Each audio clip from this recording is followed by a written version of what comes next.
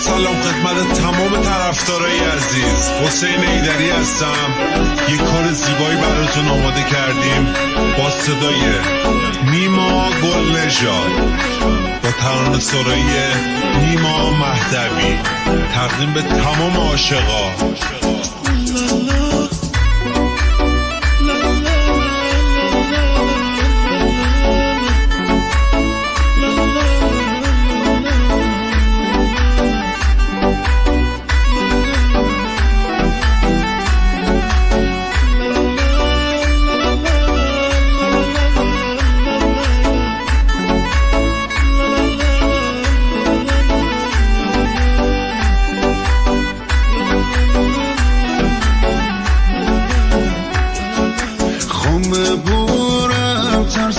شار باشه همه عشق باشه غیرت باشه، شاید دل میده قسمت نباشه، منو غم عادت باشه، منو غم عادت باشه.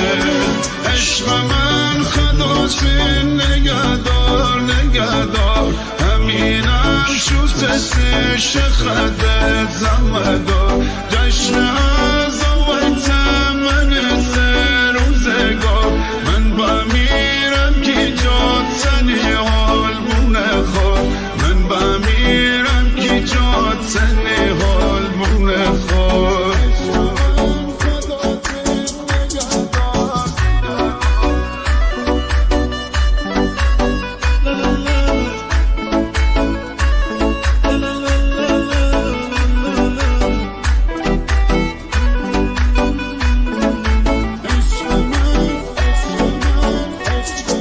سر بکوب بازوم جنگل و دریا، غرق تو بابم آهای بی وفا، کشکی از روز ازل نیم بون دنیا، کومی مرهم درده ها کنه دوا، کومی مرهم درده ها کنه دوا. عشق من خدات نگهدار نگهدار، همینم شوتش خد زمدار، جشن از آویت من سه روزگار، من با میرم کی جات سنی آلبونه خور، من با میرم کی جات سنی آلبونه خور.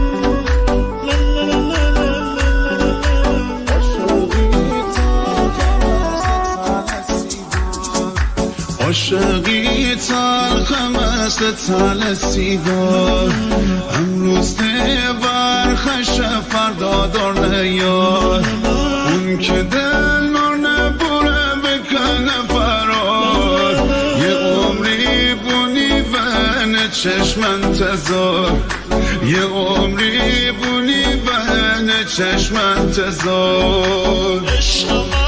عشق من خدات نگهدار نگهدار، همینم شوتش خد زمدار، جشن